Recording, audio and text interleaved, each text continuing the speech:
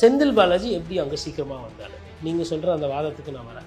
ஏன் இதை வந்து அரசியலை தாண்டி அடிப்படைக்கு நான் அடிக்கடி போகணுன்னு சொல்கிறேன்னா, செந்தில் பாலாஜி சீக்கிரமாக வந்தார், 10 நிமிஷத்தில் வந்தார், 5 நிமிஷத்துக்கு. நீங்கள் அங்கே தானே இருந்தீங்க, ஸ்பாட்டில் தானே இருந்தீங்க. உங்கள் தொண்டை உங்கள் கட்சியில் நடக்குது, ஸ்பாட்லேருந்து நீங்கள் முதல்ல போயிருக்கணுமா, இல்லை செந்தில் பாலாஜி எப்படி முதல்ல வந்தான்னு கேட்பீங்க. காலையில் டிஃபன் சாப்பிட போகும்போது அப்பத்துலேருந்து அப்போது இவ்வளோ பேர் காத்துக்கிட்டு இருக்காங்கன்னா ஒரு கட்சி தலைமை கிட்ட சொல்லணும்ல, அண்ணே ஒரு 2000 பேர் நிற்கிறாங்க, ஒரு 20,000 பேர் நிற்கிறாங்கன்னா கொஞ்சம் சீக்கிரம் போகணும் சொல்லணுமா சொல்லக்கூடாது? நீங்கள் செய்வீங்களா செய்ய மாட்டீங்க? யாராக இருந்தாலும் ஒரு மனிதரை எவ்வளோ நேரம் காக்கணும்? முந்திரி திராட்சை முழுசா இருக்கு. ஆச்சி பாயாசம் மிக்ஸ், ஒன்று வாங்கினால் ஒன்று இலவசம். காவல்துறை வேலை செய்யலைன்னா நான் எனக்கு என்ன இருக்குது? நான் இதுவரையிலும் எங்கேயுமே காவல்துறையை பற்றி நான் வந்து நல்லா சிறப்பாக செய்கிறாங்க அப்படின்னு நான் பேசினவன் கிடையாது. இந்த விஷயத்தில் நான் கண்ணாரில் பார்க்குறேன். அதாவது தண்ணி கூட கொடுக்க முடியல, ஒரு கூட்டத்துக்கு வரவங்கள தண்ணி கூட கொடுக்க முடியல. காலையிலேருந்து மதியம் கேட்கல, சாயந்தரம் கேட்கல, இரவு 7:40 7:50 கிட்ட வரலாம் அவங்க நின்னாங்களா, தண்ணி குடிச்சாங்களா, கொண்டாங்களா, எதுவுமே கேட்கல. நான் உங்கள் விஜய் வந்துட்டேன் பாட்டு, இவ்வளோதான். திருப்பி அரை மணி நேரத்துக்கு ஒரு காவல்துறை ஆய்வாளர், அப்புறம் ஒரு எஸ்ஐ ஒருத்தர், அவங்க கடுப்பாயி அந்த வீடியோ கூட இதெல்லாம் நம்ம கண்ணெதிரில் பார்க்குறோம். அவரு கூட கடுப்பாயிட்டு, இங்கே செத்துக்கிட்டு இருக்கிறேன் நான், இங்கே என்ன நடக்குது, எத்தனை பணம் வேணும்னு தெரியல, நான் கஷ்டப்பட்டுக்கிட்டு இருக்கிறேன், பயந்துக்கிட்டு இருக்கிறேன், உயிரை பிடிச்சிக்கிட்டு வேலையை பயந்துக்கிட்டு, நீ வந்துட்டு இப்போ இது பண்ணிக்கிட்டு இருக்கியான்னு சொல்லிட்டு எடுத்து நீ என்ன பண்ணுறீங்க, எதுக்கு ஃபோட்டோ எடுக்கிற? இதெல்லாம் பிரச்சனை நடக்கும்போது ஒரு இடத்துலலாம் என்னை தள்ளி கிள்ளி விட்டு அடி வாங்காத குறை.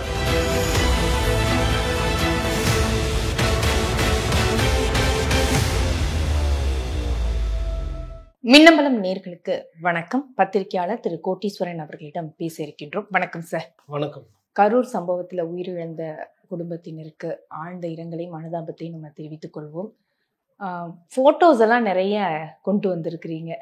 அங்கே அந்த கூட்டத்தில் அந்த சம்பவம் நடக்கும் போதும் நீங்கள் அங்கே இருந்தீங்க. ஆமாம், நான் ஒரு 2 நாளாக அங்கே தங்கி இருந்தேங்க.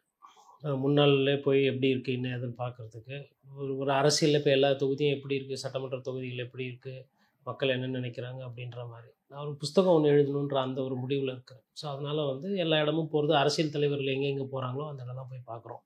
அப்படி பார்க்கும்போது கரூர்ன்ற போது இவர் விஜய் இங்கே வராரு அப்படின்றபோது சரி எப்படி இருக்கும் என்ன அதுன்னு சொல்லிட்டு நம்ம முன்னாள் வந்து தங்கி பார்க்குறோம். முன்னாள் நைட்டு பார்த்திங்கன்னா அவங்களுக்கு வந்து அந்த இடம் கிடைக்கிறதுல ஒரு பிரச்சனை இருக்குது, தகராறு. இந்த இடமா அந்த இடமான்னு சொல்லிட்டு ஒரு இது இருக்குது. இது இளைஞர்கள் கூட்டம், அது எப்படி கையாளணும்னு தெரியல. ஆனால் வந்து ஒரு சந்தோஷமாக ஒரு ஆரவாரத்தோடு அவங்க வந்து அந்த வேலைகள்லாம் ஈடுபட்டாங்க. குறிப்பாக சொன்னால் அதிமுக எங்கே கூட்டம் போட்டுச்சோ அதே இடம் தான், அதே தெரு, அதே லொக்கேஷன். வண்டி தான் வந்து கிட்டத்தட்ட ஒரு 50 ஒரு 100 அடி முன்ன பின்ன தள்ளி நின்றுச்சு. விஜய் அவர்களோட வண்டி இன்னும் கொஞ்சம் அங்கே அக்ஷயா ஹோட்டல் ஒன்று இருக்கும், அதை தாண்டி வந்து இன்னும் கொஞ்சம் போச்சு. இது எடப்பாடி பழனிசாமி அவர்களுக்கு கொஞ்சம் அந்த வண்டிக்கு முன்னாடி நின்றுது. இது வந்து நம்ம முன்னாள் நைட்டு போய் பார்த்து எடுத்த படம். இப்போ எதுக்கு நான் இந்த புகைப்படத்தெல்லாம் எடுத்துகிட்டு வந்து காட்டுறேன்னா, நிறைய பேருக்கு வந்து அங்கே களத்தில் என்ன நடக்குது எப்படி இருக்குன்னே தெரியாமல் விஜய் அவர்கள் மீது இருக்கக்கூடிய அந்த பாசத்தினாலேயும் அவர் மீது இருக்கக்கூடிய அக்கறைனாலையும் அவங்க வந்து நிதர்சனமாக பார்க்காம ஒரு புரிதலை இன்னமும் கற்றுக்கொள்ளாமல் அவங்க வந்து ஒரு கருத்துக்கு போகிறாங்க. இது வந்து ஒரு சதி இருக்கும், அதெல்லாம் இருக்கட்டும், இனிமேல்ட்டும் சதி வரலாம்ல. அப்போ அப்படி ஒரு சதி வருதுன்னா அதுலேருந்து நம்மளை எப்படி நீங்கள் பாதுகாத்துக்க போகிறீங்க, இளைஞர்களை எப்படி பாதுகாக்க போகிறீங்க, பொதுமக்கள் எப்படி பாதுகாக்க போகிறீங்க, மற்றவங்களுக்கு யாருக்கும் பிரச்சனை வராமல். ஏன்னா தேர்தலுக்கு இன்னும் நேரம் இருக்குது. இப்போ இது வந்து தொடர போகுது அப்படின்னா உயிர் சேதங்கள் தொடரும். இதை நான் வந்து புதுசாக இந்த பதிவை நான் போடலை. விஜய் புறப்படுற நேரத்துலேருந்து இந்த தாமதம்ங்கிறது தாவேக தரப்புலேருந்து வருதுங்கிறீங்களா? அப்போ கண்டிப்பாங்க. அவர் வந்து என்ன நினைக்கிறாங்கன்னா, அவரோட கட்சியில் இருக்கிறவங்க இல்லை விஜய் போன்றவர்கள், விஜயே அந்த கூட்டம் தான் அவரோட ஆயுதம். இந்த கூட்டத்தை காட்டி நான் வந்து மற்ற கட்சிகளை மிரள வைக்க போகிறேன், இந்த கூட்டத்தை காட்டி எனக்கு உண்டான அரசியலை வந்து நான் பலப்படுத்துகிறேன் அப்படின்ற அந்த விஷயத்தை, அவரோட அந்த வசீகரம், அவரோட அந்த அன்பு, இதுதான் அவரோட ஆயுதம். இன்றைக்கி என்ன பிரச்சனைனா, எது அவர் ஆயுதமாக நினச்சாரோ அதே வந்து அவருக்கு ஆபத்தாக முடிஞ்சிருக்கு. இது ஆபத்தில் போய் நிற்குன்றதை நம்ம நிறைய நேரம் சொல்லியிருக்கோம். இந்த சம்பவம் நடக்கிறதுக்கு முன்னாடி ஒரு 5 நிமிடங்கள் நினைக்கிறேன், அந்த கூட்டத்தை காட்டும் போது அந்த வேவ் இருந்தது, அந்த அலையா தள்ளு முள்ளுங்கிற மாதிரி அந்த அலை வந்தது. அதுவே ஒரு சிக்னல் மாதிரி எங்களுக்கு பாக்குறப்ப பட்டுச்சு. இல்லை, நீங்கள் சொல்கிறது ரொம்ப கரெக்ட். இதே மாதிரி ஒரு மக்களோட அந்த அலை தான் நம்ம மெரினால பார்த்தோம். அந்த மாதிரி அலை வரும்போது தான் என்ன ஆகும்னா, மக்கள் வந்து ஒருத்தர் தள்ளும்போது அந்த மூச்சு திணறல் வர்றது, ஒருத்தர்னும் போது அந்த ரொம்ப நேரம் ஒரே இடத்துல இருக்காங்கன்னும் போது அந்த ஹியூமிடிட்டி ஜாஸ்தியாகும். அப்போ டீஹைட்ரேஷன் ஆகும். காலையிலேருந்து தண்ணி குடிக்கல. இப்போது இந்த ஃபோட்டோ பார்த்தீங்கன்னா இதில் வந்து எந்த அலையும் தெரியாது. இது வந்து கிட்டத்தட்ட அங்கே வந்து நம்ம வந்து ஒரு 6:45 மணிக்கு எடுத்தது. இது வந்து இதே இடத்துல ஒரு நாளைக்கு முன்னாடி எடப்பாடி பழனிசாமி அவர்கள் போட்ட கூட்டம். இந்த கூட்டம் ஒன்றும் கம்மியெல்லாம் கிடையாது. இதுவும் கூட்டம். விஜய் அவர்களுக்கு இந்த அளவுக்கு கூட்டம் இருக்கும், இல்லை இதை விட கூட இருக்கும்ன்றது என்னோட புரிதல். ஆனால் இந்த கூட்டத்தில் வந்து யாருமே அங்கே இங்கே நவரல. ஒரு இடமா நின்று பாதி பேசிக்கிட்டு இருக்கும்போதும் போக ஆரம்பித்தாங்க. ஆனால் அந்த வண்டிக்கு கிட்ட நின்றுட்டு இருக்காங்க பாருங்கள், கூட்டத்தை கேட்க வந்தவங்க, அவங்கக்கிட்ட எந்த பிரச்சனையும் கிடையாது. அப்போது ஒரே கரூரில் அதே காவல்துறை ஒரு எதிர்கட்சிக்கு ஒரு பாயிண்ட் கொடுத்து பேச சொல்கிறாங்க. புதிய கட்சி ஒன்று வராங்க, அதே காவல்துறை அதே பாயிண்ட் கொடுக்குறாங்க. அப்போ இங்கே சூழ்ச்சி அங்கே சூழ்ச்சி இல்லைன்னா எனக்கு அது எப்படி புரியல. இப்போது இதே இடத்துல இப்போ இங்கே எடப்பாடி பழனிசாமி இல்லை, விஜய் அவர்கள் இருக்கிறார். இதை விட கூட்டம் அதிகமாக கூட இருக்கட்டும், இளைஞர் பட்டாளம் இருக்கட்டும், ஒருத்தர் தள்ளாமல் எப்பா பக்கத்தில் நிற்கிறது பெண்மணி, பக்கத்தில் நிற்கிறவர் வந்து இன்னொருத்தர் நம்மள மாதிரி ஒரு மனிதர், நம்ம ஒருத்தர் தள்ளிக்க கூடாது, விஜய் எல்லாரையும் பார்க்கலாம், ஒரு பொறுமையாக இருப்போம் அப்படின்ற அந்த ஒரு குறைந்தபட்ச அடிப்படை புரிதல் இருந்தால் இந்த தள்ளுமுள் வராது. தள்ளுமுள்ளோட முக்கிய காரணமே தன் நிலை மறந்து செயல்படுவது. இன்னமும் வந்து ஒரு சில பேர் என்ன சொல்கிறாங்கன்னா, அண்ணா வந்து இதுலேருந்து எப்படி மீண்டு வர போகிறார் தெரியல, அண்ணா வி ஸ்டாண்டு வித் யூ, அண்ணா நீங்கள் எதுக்கும் பயப்படாதீங்க, நாங்கள் அண்ணனுக்கு என்ன இழப்பு நடந்துச்சு, விஜய் அவர்களுக்கு என்ன இழப்பு, நேற்று நைட்டு தூங்கியிருக்க மாட்டார், அவர் இனிமேல் நிம்மதியாக தூங்குறதுக்கு நிறைய நாள் ஆகும். ஏன்னா அவரும் என்ன போல ஒரு மனிதர் தான். நாங்கள் ஸ்பாட்டில் இருக்கும்போது எனக்கே வந்து தொண்டையில் கட்டுது, கண்ணு கலங்குது, நம்மளால் ஒரு இயல்பாக இருக்க முடியல. ஒருத்தர் தூக்குறாரு, குழந்தை தலை வந்து தொங்கிருச்சு, அந்த நேரத்தில் நான் அதை பார்க்குறேன். அப்போ என்னோட மனநிலை என்ன இருக்கும்? நான் பார்க்குறேன் கண்ணெதிரில், நானும் வந்து நான் திருப்பி தூங்குறதுக்கு எத்தனை நாள் ஆகும்னு எனக்கு தெரியாது. ஆனால் அங்கே இருக்கும்போது எல்லாருமே வந்து என்ன பண்ணுறாங்கன்னா, அவங்களுக்கு தெரியல எப்படி கையாளணும்னு தெரியல. அப்போது நம்ம எப்போ திருந்த போகிறோம்? அரசியல் அப்புறம் பேசலாம். இது செந்தில் பாலாஜியோட வேலையா, இல்லை காவல்துறை மெத்தனமா, இல்லை விஜய்க்கு வந்த அதீத கூட்டமே காரணமா, அதெல்லாம் அரசியல் அப்புறம் பேசுவோம். பட் குறைந்தபட்ச மனிதர்களாக நம்ம என்னைக்கு வந்து ஒரு இடத்துல ஒழுங்காக நிற்க கற்றுக்க போகிறோம், என்னைக்கு டிரான்ஸ்ஃபார்மர் மேலே ஏறுறது தடுக்க போகிறோம். இதே ஸ்பாட்டில் என்கிட்ட ஆடியோ இருக்கு, நான் வேணால் போட்டு காட்டுவேன் உங்களுக்கு. 5:20 மணிக்கு மைக்கில் ஒருத்தர் எடுத்து 1 மணி நேரம் பிரேக்காக சொல்கிறாரு, மரத்து மேலே ஏற்றாத, டிரான்ஸ்ஃபார்மரில் ஏறாத, ஷாக் அடிக்கும். யார் சொல்றது? யாரு இது? திவிகாவோட ஆர்கனைசர்ஸ் சொல்றாங்க. அப்ப ஆர்கனைசர்ஸும் அங்க இருக்கிறாங்க. ஆர்கனைசர் எவ்வளவு பேர் இருந்தாங்க, எப்படி ஆர்கனைஸ் பண்ணிட்டு இருக்காங்க? அதாவது என்னன்னா, புவர்லி ஆர்கனைஸ்ட். கூட்டத்துக்கு ஏத்த அளவுக்கு அவங்களுக்கு தெரியல. 5000 பேர் கூட கூட்டிட்டு வர்றாங்க. வரும்போது அது இருக்கிற இடத்துல சேரும்போது நீங்கள் அந்த கூட்டத்தை கேட்டீங்க, போதிய காவல்துறை. அப்போ ஜங்ஷனில் டிராஃபிக்கை மானிட்டர் பண்ணுறதுக்கு ஆள் போட்டிருக்காங்க. அதுக்கப்புறமா வந்து அந்த நிகழ்ச்சிக்கு ஒரு 2-3 ஜங்ஷன் இருக்குது வர்றதுக்கு. பக்கத்தில் பார்த்தீங்கன்னா ஹைவே ஒன்று போகுது ஈரோடு வழியாக போகிறதுக்கு, அப்புறம் கரூர் வழியாக டவுன் வருது. இந்த ரோடு வந்து கொஞ்சம் உள்ள நகரம் மாதிரி போகுது. இது பக்கத்தில் வந்து உங்களுக்கு ஒரு எஸ்டேட் ஏரியா மாதிரி இருக்குது. உங்களுக்கு பெரிய பெரிய லாரியெல்லாம் நிற்கிற அளவுக்கு வசதிகள் இருக்குது. இந்த தெரு வந்து நிறைய பேர் சொல்கிற மாதிரி ரொம்ப சுருக்கமான தெருலாம் கிடையாது. இப்போ இந்த கூட்டம் பாருங்கள், இந்த கூட்டத்தை பார்த்தா இது ரொம்ப சிறிய தெரு மாதிரி தெரியுதா?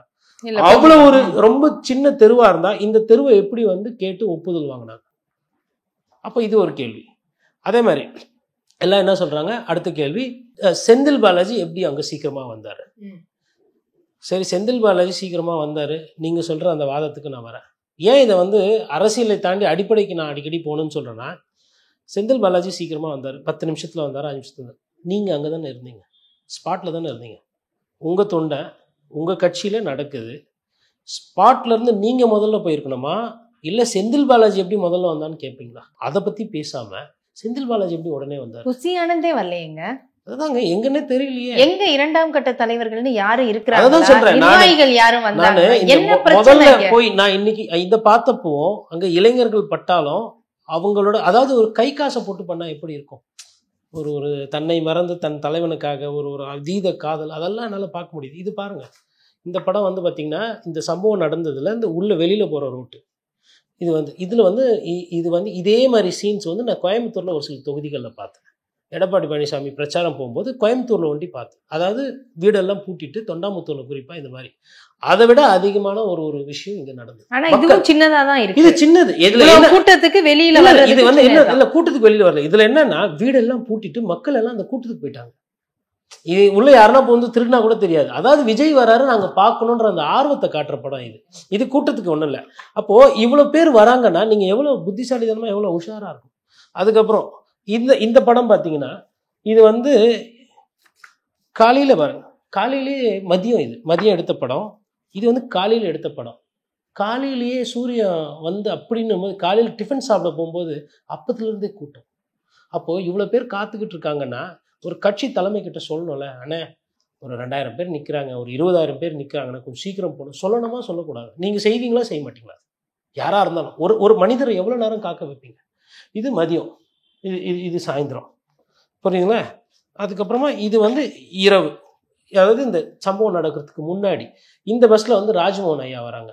அவர் வந்து எப்பா பார்த்து நில்லுங்க, வழி விட்டு நில்லுங்க, காலு பத்திரம் கை பத்திரம் இப்படியெல்லாம் சொல்லிட்டு தான் போகிறான். காதில் கேட்டால் தானே. அப்போ இங்கே என்ன பிரச்சனைனா, இந்த வண்டியிலேருந்து சொல்கிறவங்களும் தொண்டர்களுக்கும் அங்கே ஒரு இணைப்பு பாலம் இல்லை. மாவட்ட லெவல்லையோ இல்லை அந்த நகர லெவல்லையோ கட்டுப்படுத்துறதுக்கு ஒரு கூட்டம் இருக்கணும். அந்த கூட்டத்தை கட்டுப்படுத்துறதுக்கு தலகர்த்தாக்கள் தளபதிகள் தேவை. அது இல்லை. அதை இன்னும் அவங்க இவங்க என்ன நினைக்கிறாங்கன்னா விஜய் தொண்டர் அவ்வளோதான், நடுவில் எந்த சப்ஸ்ட்ரக்சரை பற்றி கவலை கிடையாது. இப்போ அங்கே மாவட்ட செயலாளர் மேலே வழக்கெல்லாம் பதிவு பண்ணியிருக்கிறாங்களே, எங்கே அவர் காணோம், எங்கேயோ அப்ஸ்காண்டிங்கு தலைமறைவாக இருக்காருன்ற மாதிரி சொல்கிறாங்க. பாவம். அது ஆம்புலன்ஸ் பாலிடிக்ஸா இல்லை உண்மையிலேயே நோயாளிகளுக்காக வந்து? என்ன சொல்கிறேன்னா, இந்த ஆம்புலன்ஸை பற்றின அரசியல் வந்து புதுசு கிடையாது. நம்ம முன்னாடியே இது நம்மளுமே பேசியிருக்கோம். இதை வந்து காவல்துறை வந்து கூர்ந்து கவனித்து அதை சரி செய்யணும். அதை அவங்க சரி செய்யணும். ஆனால் தாவேக்கல்ல சொல்கிற மாதிரி இது திட்டமிட்ட சதி, காவல்துறை தான் இதற்கு காரணம் அப்படின்னா நான் ஒரு பத்திரிகையாளராக நான் வெட்கப்படணும். ஏன்னா நான் 24 மணி நேரம் அங்கே நிற்கிறேன். காவல்துறை வேலை செய்யலைன்னா நான் எனக்கு என்ன இருக்குது? நான் இதுவரையிலும் எங்கேயுமே காவல்துறையை பற்றி நான் வந்து நல்லா சிறப்பாக செய்கிறாங்க அப்படின்னு நான் பேசினவங்க கிடையாது. இந்த விஷயத்தில் நான் கண்ணாரில் பார்க்குறேன். அதாவது தண்ணி கூட கொடுக்க முடியல, ஒரு கூட்டத்துக்கு வரவங்கள தண்ணி கூட கொடுக்க முடியல. காலையிலேருந்து மதியம் கேட்கல, சாயந்தரம் கேட்கல, இரவு 7:40 7:50 கிட்ட வரலாம் அவங்க நின்னாங்களா, தண்ணி குடிச்சாங்களா, கொண்டாங்களா, எதுவுமே கேட்கல. நான் உங்கள் விஜய் வந்துட்டேன் பாட்டு, இவ்வளோதான். திருப்பி அரை மணி நேரம். அதுக்கான வாய்ப்புகள்லாம் அங்கே இருந்தா தண்ணி வாங்குறதுக்கான கடையோ மற்ற இதுவோ ஏதாவது இருந்தது? அதாவது என்ன நடக்குதுன்னா, கடைக்காரர்களுக்கு வந்து ஒரு சில கடைக்காரர்கள் பயந்து கடையை மூடிடுறாங்க. இப்போ இதே வந்து அதிமுக கூட்டமாக நடக்குது, இல்லை திமுக கூட்டம் நடக்குதுன்னா நம்ம அதையும் போய் பார்க்குறோம். சமீபத்தில் திண்டிவனத்துக்கு கூட நான் 2 வாட்டி போயிருந்தேன். அப்போ கூட அந்த இடத்துல தைலாபுரத்தில் மருத்துவர் பெரிய ராமதாஸை பார்க்குறதுக்கு வராருன்னும் போது அங்கே மோர் கடை, அதுக்கப்புறம் அங்கே வந்து பக்கத்தில் தண்ணி பாட்டில் விற்கிறது, அதுவும் வந்து பார்த்திங்கன்னா உங்களுக்கு சுற்றி கடைலாம் எதுவும் இருக்காது அந்த தைலாபுரத்தில் திண்டிவனம் ரோட்டில். ஆனால் இந்த மாதிரி கூட்டம் சேருதுன்னு நினச்சா அங்கே வந்து விற்கிறாங்க. பட் விஜய் அவர்களோட கூட்டத்தை பொறுத்தவரை என்னென்னா, அந்த துண்டு விற்கிறது நிறைய விற்கிறாங்க. மற்றபடி இந்த டீ விற்கிறது, இல்லை ஒரு மோர் கொடுக்குறதோ, இல்லை ஒரு ஜூஸ் கடையோ எல்லாம் நிறைய பேர் பயந்துட்டு மூடிட்டு போயிடுறாங்க. அது ஏன்னா அந்த அந்த அந்த இளைஞர்களோட சம்டைம்ஸ் ஒரு சிலர் பண்ணுற தவறுனால மொத்தமாக பாதிப்புள்ளாகும். அதேமாதிரி இவர்கள் வந்து தொடர்ந்து திருச்சி ஆகட்டும் எது ஆகட்டும் அந்த பாயிண்டில் வந்து தண்ணி வந்து வைக்கிறது கிடையாது. ஒரு லெவலுக்கு மேலே ஒரு காவல்துறை ஆய்வாளர், அப்புறம் ஒரு எஸ்ஐ ஒருத்தர், அவங்க கடுப்பாகி அந்த வீடியோ கூட இதெல்லாம் நம்ம கண்ணெதிரில் பார்க்குறோம். அவரு கூட கடுப்பாயிட்டு, இங்கே செத்துக்கிட்டு இருக்கிறேன் நான், இங்கே என்ன நடக்குது, எத்தனை பணம் வேணும்னு தெரியல, நான் கஷ்டப்பட்டுக்கிட்டு இருக்கிறேன், பயந்துக்கிட்டு இருக்கிறேன், உயிரை பிடிச்சிக்கிட்டு வேலையை பயந்துக்கிட்டு, நீ வந்துட்டு இப்போ இது பண்ணிக்கிட்டு இருக்கிறியான்னு சொல்லிட்டு பெரம்பு எடுத்து வெளுன்னு விளக்குறாரு. ஒரு வழக்கறிஞரா இது வந்து எனக்கு அப்படி வெளியிலேருந்து பார்க்கும்போது ஒரு கோவம். ஒரு மனிதன் இன்னொரு மனிதன் தாக்குறது வந்து தப்புன்னு நினைக்கிறேன். ஆனால் அந்த காவல்துறையோட அந்த ஆய்வாளரோட வலி வேதனை, அந்த வார்த்தையில் வர உண்மை இருக்கு இல்லையா, அது உண்மையாயிருச்சு. அது உண்மையாயிருச்சு. இங்கே என்ன பிரச்சனை நடக்குதுன்னு தெரியாமல் நீ பிரச்சனை பண்ணிக்கிட்டு இருக்கு. நீ வண்டியிலேருந்து முதல்ல இறங்கு, ஆம்புலன்ஸ் நிற்குது, வழி விடுவியா இல்லையான்னு சொல்லிட்டு அப்புறம் அந்த வண்டியை ரிமாண்ட் பண்ணியிருக்காங்க நினைக்கிறேன். அப்போது உங்களுக்கு ஒரு 5 பேர் இருந்தால் நீங்கள் எதிர்ப்பீங்க, முறைப்பீங்க, கேள்வி கேட்பீங்க, தாவுவீங்க, என்னெல்லாம் பண்ணணும்னு தோணுது நினைப்பீங்க. அப்போது கடைசியில் என்ன ஆகுது, ஒருத்தர் கடைசியில் உங்களுக்குள்ளேயே தள்ளி விழுந்துட்டு அப்புறம் என்ன சொல்கிறாங்க, அங்கே பாதாள சாக்கடை இருந்தது, அங்கே வந்து டிச்சு இருந்ததா, அது வந்து ஆல்ரெடி இருக்குது. அதிமுக கூட்டம் போடும்போது வந்து டிச்சு இருந்தது தானே இருந்தது. ஆனா இப்ப எல்லாமே அதிமுகவோட நம்ம ஒப்பிட்டு பார்க்க முடியுமா? இந்த இளைஞர்கள் ஏற்கனவே 4 கூட்டம் நடந்திருக்கு, அங்கேயும் கூட்டம் இந்த மாதிரி வந்திருக்கு, அவங்க பிஹேவ் பண்ணதும் அப்படி எல்லாமே பார்த்தாச்சு. அப்ப அதற்கும் நம்ம விஜய் வர்றாரு இந்த கூட்டங்கும் போது கொஞ்சம் முன்னெச்சரிக்கை தேவையா? நான் வந்து இப்ப நாளைக்கு வந்து தேர்வு எழுத போறேங்க, +2 தேர்வு எழுத போறேன். என் கூட நிறைய பேர் எழுதுறாங்க. தேர்வு எழுதணும் நான் தான் தயாராகிக்கணும், அவங்க ஆல்ரெடி எழுதிட்டு இருக்காங்க அப்படின்னு அவங்களோட நான் ஒப்பிடு பழகிறேன். நான் என்ன சொல்றேன், திமுக தாவேக்கா திமுக தானே சொல்றீங்க. அப்போது திமுக ஆளுகின்ற அரசு, ஒரு ஆளுகின்ற அரசு வந்து நீங்கள் வீழ்த்துற ஒரு கட்சியாக இருக்கீங்கன்னா உங்களை எப்படி நீங்கள் பலப்படுத்தணும், உங்களை எப்படி நீங்கள் அரசியல்படுத்தணும்? முன்னால் வந்து பார்க்க மாட்டிங்களா? 10,000 பேர் நின்னா எவ்வளோ நிற்கும், 20,000 பேர் நின்னா எவ்வளோ நிற்கும்? லேடிஸ் வந்தால் லேடிஸுக்கு தனியாக வந்து கூட்டம் இங்கே கயிறு கட்டணும், லேடிஸ்க்கு தனியாக இடம் கொடுக்கணும்னு சொல்லிட்டு நானே பேசியிருக்கேன். காரணம் என்னன்னா, லேடிஸ் கூட்டம் விஜய்க்கு தான் வருது, அதிமுகவுக்கு வர்றது கிடையாது. திமுகவுக்கு சுத்தம், திமுகவுக்கு ரொம்ப ரொம்ப கம்மி. வயசான லேடிஸ் வந்து அதிமுகவுக்கும், யங்காக இருக்கிற லேடிஸ் வந்து விஜய்க்கும் கணிசமான அளவில் வராங்க. திருச்சி போன்ற ஒரு பெரிய மாவட்டத்துக்கு 10 சட்டமன்ற தொகுதி கிட்டத்தட்ட வரும். நீங்கள் பார்டர்லாம் சேர்த்திங்கன்னா இன்னும் ஜாஸ்தியாகும். அதுக்கு 2 மணி நேரம் ஒதுக்கினா எப்படி பார்த்தோம்? கரூரில் 4 சட்டமன்ற தொகுதி இருக்குது. கரூர் இருக்குது, அரவக்குறிச்சி இருக்குது, கிருஷ்ணராயபுரம் இருக்குது, குளித்தலை இருக்குது. குளித்தலை கிட்டத்தட்ட திருச்சி பார்டர். அப்போ அங்கேருந்தும் வராங்க, நாமக்கல்லேருந்தும் வராங்க, பக்கத்தில் பெருந்துறை ஈரோடுலேருந்தும் வராங்க. அப்போ எல்லா இடத்துலேருந்தும் கரூரை நோக்கி வரும்போது அந்த கூட்டம் அதிகமாகும். இதே நீங்கள் கரூர்லேயே மேபி எல்லா சட்டமன்ற தொகுதியும் போகிறதுக்கு விஜய்க்கு நேரம் இல்லாமல் இருக்கலாம், இல்லை கூட்டம் செய்கிறது அப்படின்னு நினைக்கலாம். அட்லீஸ்ட் ஒரு மாவட்டத்துக்கு 2 இடம் 3 இடம் போடும்போது, இல்லை 2 சட்டமன்ற தொகுதி ஒரு பாயிண்ட், அடிப்படையில் பார்த்தா 234 தொகுதிக்கும் சட்டமன்ற தொகுதிக்கு போகணும். அதுதான் ஒரு லட்சணம், அதுதான் ஒரு முறை. 5 வருஷத்துக்கு ஒரு வாட்டி பார்க்க போகிறீங்க ஜனங்களை. ஓட்டுன்ற ஒன்று வாங்கிட்டதுக்கப்புறம் எல்லா அரசியல்வாதியும் மறந்துட்டு தான் போக போகிறீங்க. இதில் யாரும் வந்து ஒருத்தர் சரி ஒருத்தர் மோசம்லாம் கிடையாது. ஜனங்க கிட்ட போய் அரசியல் பற்றி நம்ம கேள்வி கேட்டாலுமே பத்திரிகையாரை கேவலமாக பார்க்குறாங்க ஜனங்க. அந்த அவமானத்தை தொடச்சி போட்டு தான் நம்ம வேலை பார்க்குறோம். அது நம்ம மேலே இருக்கிற கோவம் கிடையாது, அரசியல்வாதி மேலே இருக்கிற கோவம். இன்னொன்று, இந்த அரசியல்வாதிகளை நீங்கள் முட்டு கொடுக்குறீங்க அப்படின்ற அந்த கோவம் 2. அப்படி இருக்கும்பொழுதும் அரசியல்வாதி குறைந்தபட்ச வேலை என்பது 234 தொகுதி ஒரு அரசியல் ஆளுமை போகணும். நான் அது போக மாட்டேன், நான் வந்து சனிக்கிழமை ஒண்டி தான். ஃபஸ்ட்டு இந்த சனிக்கிழமையாக தயவு செய்து அவர் மாற்றணும். இல்லை, அதுவும் ஒரு சிக்கலா? கண்டிப்பாக சிக்கல். நான் சொன்ன பாருங்க, அவரோட ஆயுதமே இன்னைக்கு அவருக்கு வந்து ஆபத்தாக போயிருக்கு, அது பலவீனமாக போயிருக்கு. விஜய் அவர்கள் இனிமேல்ட்டு கூட்டத்துக்கு வந்துட்டு கூட்டம் கம்மியாக சேர்றதான் விஜய்க்கு நல்லது. இனி இது மாதிரி எதனா ஒரு சின்ன ஒரு விஷயம் நடந்ததுன்னா கூட விஜய் வந்து அகல பாதாளத்துக்கு போயிடுவார் அரசியல். இப்போ நான் சொல்றது பாருங்க, அடுத்த 2 மாசத்துக்கு இது பற்றி தான் பேசு பொருளாக இருக்கும். இல்லை, இன்னொன்று பத்திரிகையாளர்களை பற்றி நீங்கள் சொன்னீங்க, மக்கள் கேவலமாக பார்க்குறாங்கன்ட்டு. இப்போ எல்லாமே இந்த ஊடக வெளிச்சம் முழுவதுமே வந்து விஜய் வரவு அப்படிங்கிறதுலே இருந்ததுங்கிறதும் ஒரு குற்றச்சாட்டு இருக்கு. இப்ப மக்கள் இவ்வளவு கூட்டம் இருக்கு, அலர்ட்டா இருங்க, இதுல வெளியேறது கஷ்டம், இவ்வளவு நெரிசல் இருக்குங்கிறத இந்த ஊடகங்கள் வெளிப்படுத்தினாதானே வரக்கூடிய கூட்டம் குறையும், பாக்குற மக்களுக்கு ஒரு விழிப்புணர்வு வரும். எனக்கு வந்து நான் ஒரு பத்திரிகையாளர், நான் வந்து வெக்கம் இல்லாம ஒரு விஷயத்தை ஒத்துக்கணும், இல்லை என் துறையை வந்து கேவலமா நான் சொல்லணும்னா, நீங்க சொன்னது சத்தியமான உண்மை. இந்த விஷயத்துல ஊடகங்கள் தங்களோட கடமையை செய்ய தவறிட்டாங்க. ஒரு விஷயத்தில் ஆபத்து இருக்குன்னா, நான் வந்து ஒரு தனிப்பட்ட, இன்றைக்கி நான் வந்து தனியாக சுதந்திரமாக இருக்க ஒரு பத்திரிகையாளர், எனக்கு வந்து என் முதலாளி கிடையாது, எனக்கு ஆசிரியர் கிடையாது, என்னத்துக்கு நான் சொல்லுவேன். இதை ஒண்டி நான் பைத்தியக்கார மாதிரி 25 நாளாக பேசிக்கிட்டு இருக்கேன். இது நிறைய ஆசிரியர்களுக்கு தெரியும், நிறைய சீஃப் ஆஃப் பியூரோவுக்கு தெரியும். அது என்ன அட்வர்டைஸ்மெண்ட்டாக, அது என்ன விளம்பரமாகும், அது என்ன டிஆர்பின்னு எனக்கு தெரியாது. களத்தில் நிறைய ரிப்போர்ட்டர்ஸ் வந்துட்டு எனக்கு பழக்கப்பட்டவங்க இருக்கிறாங்க.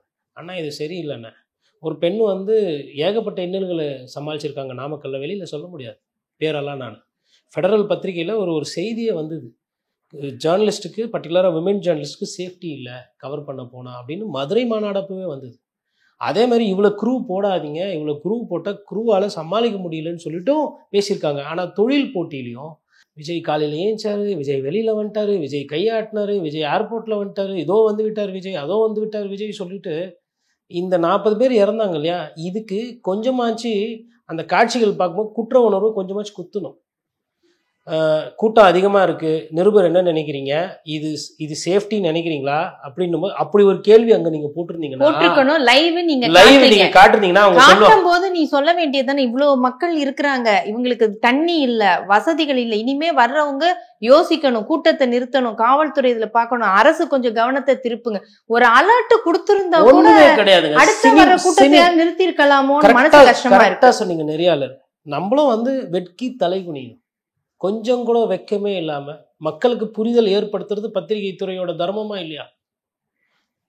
பார்க்குறீங்க, அளவு கடந்த கூட்டன்றது உங்களுக்கு தெரியும், அவங்க இளைஞர்களுக்கு தெரியாது. ஒவ்வொரு ரிப்போர்ட்டரும் கண்டிப்பாக நான் சொல்கிறேன், நிறைய ரிப்போர்ட்டர்ஸ் போய் அவங்க ஆஃபீஸில் பேசியிருக்காங்க. சார், டிவிகேவோட கூட்டம் வந்து கட்டுக்கடங்காமல் இருக்குது, அவங்களோட பிஹேவியர் அன்ரூலியாக இருக்குது, தண்ணி பாட்டிலெல்லாம் நம்ம கிட்டேருந்து பிடுங்கி குடிக்கிறாங்கன்னு. என்டிடிவி சாம் டேனியலுக்கு அவருக்கு பிரச்சனையானப்போ இது எனக்கு அந்த ஸ்பாட்டில் நீ என்ன பண்ணுறீங்க, எதுக்கு ஃபோட்டோ எடுக்கிற, இதெல்லாம் இந்த பிரச்சனை நடக்கும்போது ஒரு இடத்துலலாம் என்னை தள்ளி கிள்ளி விட்டு அடி வாங்காத குறை, அப்புறம் ஊடகத்தில் ஒரு சிலர் பார்த்தோம், இல்லைப்பா ஒரு பப்ளிக் வேண்டி பேசுவார் அப்படின்னு சொல்லிட்டு அவங்க பாதுகாப்பாக இருந்தாலும் நம்ம அப்படி வந்தோம். எனக்கு அதை பற்றி இல்லை, நான் எதுக்கு பேசுகிறேன்னு, நான் யாருக்காக பேசுகிறேன், அது அவங்க நல்லா அதில் அடங்கியிருக்குன்னு கூட தெரியாமல் நம்மளை வந்து எதிர்க்கணும், நம்மளை பேசணும்னு பேசுகிறாங்க. அவங்களோட அந்த அறியாமல் பார்த்தா தான் எனக்கு மனசு கஷ்டமாக இருக்குது. ஏன்னா இதுக்கு வந்து மாறுற மாதிரியே தெரியல. இப்போ கூட என்ன சொல்கிறாங்கன்னா, இது வந்து சதி, இது வந்து பண்ணிட்டாங்க. அப்போ என்ன நினைக்கிறீங்க, நீங்கள் என்ன சொல்ல வரீங்க? நீங்கள் திருந்த போகிறதில்ல, மாற போகிறதில்ல. ஆட்சி என்பது வேறு. எப்போ வேணால் முதலமைச்சராக ஆகலாம் திரு விஜய் அவர்கள். அவங்களுக்கு அதில் நம்பிக்கை இருக்கோ இல்லையோ, நான் வந்து விஜயை வந்து ஒரு முதலமைச்சர் வேட்பாளராக தான் பார்க்குறேன். எனக்கு பத்திரிகையாளராக விஜய்கிட்ட என்ன பிரச்சனைனா, தயவு செய்து உங்கள் தொண்டில் அரசியல் சொல்லிக் கொடுங்க, அரசியல் படுத்துங்க. அதுதான் எனக்கும் விஜய் அவர்களுக்கும் இருக்கக்கூடிய அந்த ஒரு பத்திரிகைக்காரனுக்கும் ஒரு கட்சியினுடைய தலைவருக்கும் இருக்கக்கூடிய அந்த கருத்து வேறுபாடு. சரி, இப்போ நீங்க சொன்னீங்க விஜய சிஎம் வேட்பாளராக தான் நான் பார்க்குறேன் அப்படின்னு நீங்க சொன்னீங்க. இப்போ இந்த கரூர்ல நடந்த கொடூர சம்பவத்துக்கு பிறகு அந்த கேள்வியே வருதா? சிஎம் வேட்பாளர்னு நீங்க இருக்கிறீங்க, ஆனா சம்பவத்துல இல்ல, சென்னைக்கு வந்துட்டீங்க, அங்க எதுவும் 2ஆம் கட்ட தலைவர்கள் இல்ல, மக்களோட கை கோர்க்கல, எதுவும் பண்ணல. அப்படிங்கும்போது அந்த இடம் ஒரு கேள்வியா இருக்குதா? எதை நம்பி நீங்க வந்து மாநிலத்தை கொடுப்பீங்க கையில? கரெக்டாக கேட்டிருக்கீங்க. சிஎம் தாண்டி